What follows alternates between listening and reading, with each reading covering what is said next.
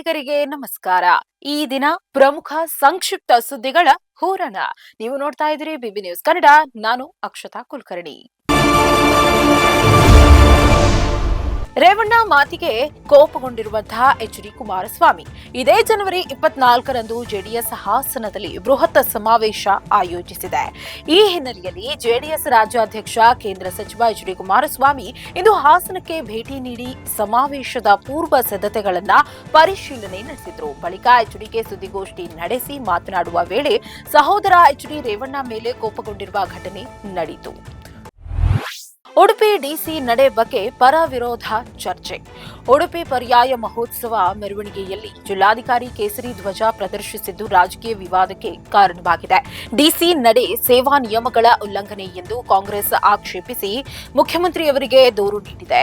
ಆದರೆ ಬಿಜೆಪಿ ಇದನ್ನ ಹಿಂದೂ ಸಂಪ್ರದಾಯದ ಭಾಗವೆಂದು ಸಮರ್ಥಿಸಿಕೊಂಡು ಕಾಂಗ್ರೆಸ್ನ ಹಿಂದೂ ವಿರೋಧಿ ನೀತಿಯನ್ನ ಖಂಡಿಸಿದೆ. ಈ ವಿಚಾರ ಉಡುಪಿ ರಾಜಕೀಯದಲ್ಲಿ ಭಾರೀ ಚರ್ಚೆಗೆ ಗ್ರಾಸವಾಗಿದೆ. ಹವಾಲಾ ದಾಳಿ ಬೆನ್ನಲ್ಲೇ ನಡೆಯಿತ ಅಮಾನತು. ಬೆಂಗಳೂರು ಜ್ಞಾನ ಭಾರತಿ ಇನ್ಸ್ಪೆಕ್ಟರ್ ಎಂಎಸ್ ರವಿ ಅಮಾನತು ತೀವ್ರ ಚರ್ಚೆಗೆ ಗ್ರಾಸವಾಗಿದೆ. ಕೊಲೆ ಪ್ರಕರಣವೊಂದರಲ್ಲಿ ಕರ್ತವ್ಯ ಲೋಪ ಎಂಬುದು ಅಧಿಕೃತ ಕಾರಣವಾದರೂ ಇತ್ತೀಚೆಗೆ ನಡೆದಿರುವಂತಹ ಹವಾಲಾ ಹಣ ವಶಪಡಿಸಿಕೊಂಡ ಪ್ರಕರಣವೇ ನಿಜವಾದ ಕಾರಣವಿರಬಹುದು ಎಂಬ ಶಂಕೆ ವ್ಯಕ್ತವಾಗಿದೆ. ಆಯುಕ್ತರು ಹವಾಲಾ ಕಾರ್ಯಾಚರಣೆಯ ಬಗ್ಗೆ ಪ್ರಶ್ನೆಗಳನ್ನ ಎತ್ತಿದ್ದು ಸಂಪೂರ್ಣ ತನಿಖೆಗೆ ಆದೇಶಿಸಿದ್ದಾರೆ. ಈ ಬೆಳವಣಿಗೆ ಪೊಲೀಸ್ ವಲಯದಲ್ಲಿ ಕುತೂಹಲ ಮೂಡಿಸಿದೆ. ಸಂಬಂಧಿಕನಿಂದಲೇ ನಡೆಯಿತು ಪೈಶಾಚಿಕ ಕೃತ್ಯ. ಶಿವಮೊಗ್ಗದ ಭದ್ರಾವತಿಯಲ್ಲಿ ವೃದ್ಧ ದಂಪತಿ ನಿಗೂಢ ಸಾವಿನ ಪ್ರಕರಣವನ್ನ ಪೊಲೀಸರು ಭೇದಿಸಿದ್ದಾರೆ. ವೈದ್ಯನಾಗಿರುವ ಸಂಬಂಧಿಕನಿಂದಲೇ ಪೈಶಾಚಿಕ ಕೃತ್ಯ ನಡೆದಿದ್ದು, ಹಣಕ್ಕಾಗಿ ದಂಪತಿಗೆ ಚಿಕಿತ್ಸೆಯ ನೆಪದಲ್ಲಿ ಇಂಜೆಕ್ಷನ್ ನೀಡಿ ಕೊಲೆ ಮಾಡಿದ್ದ. ಬಳಿಕ ಮನೆಯಲ್ಲಿದ್ದ ಹಣ ದೋಚಿದ್ದ ಎಂಬುದು ತನಿಖೆ ವೇಳೆ ಗೊತ್ತಾಗಿದೆ. ಪ್ರಕರಣ ಸಂಬಂಧ ಆರೋಪಿಯನ್ನ ಬಂಧಿಸಲಾಗಿದೆ. ಬೆಂಗಳೂರು ಏರ್ಪೋರ್ಟ್ನಿಂದ ಮಹತ್ವದ ಸೂಚನೆ.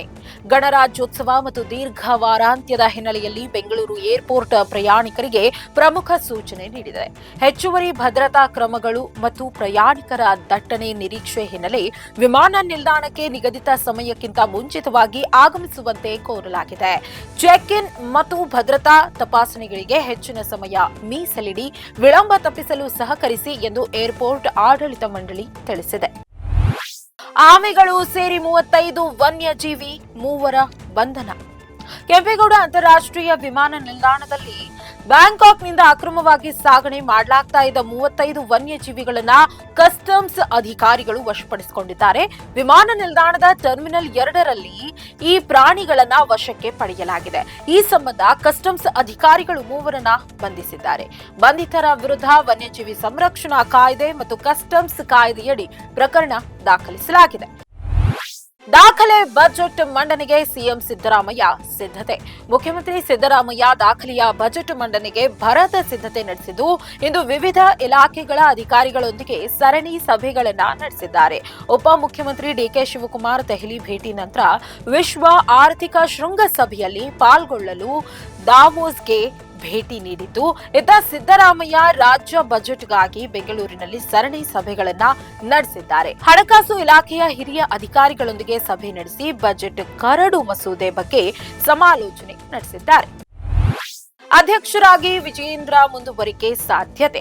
ಬಿಜೆಪಿ ಅಧ್ಯಕ್ಷ ಸ್ಥಾನದಲ್ಲಿ ರಾಷ್ಟ್ರೀಯ ಮಟ್ಟದಲ್ಲಿ ಭಾರೀ ಬದಲಾವಣೆಗಳಾಗಿದ್ರೂ ರಾಜ್ಯ ಬಿಜೆಪಿಯಲ್ಲಿ ಬದಲಾವಣೆ ಸಾಧ್ಯತೆಗಳಿಲ್ಲ ಎನ್ನಲಾಗ್ತಾ ಇದ್ದು, ಬಿಜೆಪಿ ರಾಜ್ಯಾಧ್ಯಕ್ಷರಾಗಿ ಬಿವೈ ವಿಜಯೇಂದ್ರ ಅವರು ಮುಂದುವರಿಯುವ ಸಾಧ್ಯತೆ ಹೆಚ್ಚಾಗಿದೆ ಎಂದು ಮೂಲಗಳು ತಿಳಿಸಿವೆ. ಬಿಜೆಪಿ ರಾಷ್ಟ್ರೀಯ ಅಧ್ಯಕ್ಷರಾಗಿ ನಿತಿನ್ ನಬೀನ್ ಇಂದು ಅಧಿಕಾರ ಸ್ವೀಕರಿಸಿದ್ದು, ಇದರ ಬೆನ್ನಲ್ಲೇ ರಾಜ್ಯ ನಾಯಕತ್ವ ಬದಲಾವಣೆ ಕುರಿತ ಗೊಂದಲಗಳಿಗೆ ತೆರೆ ಬಿದ್ದಂತಾಗಿದೆ.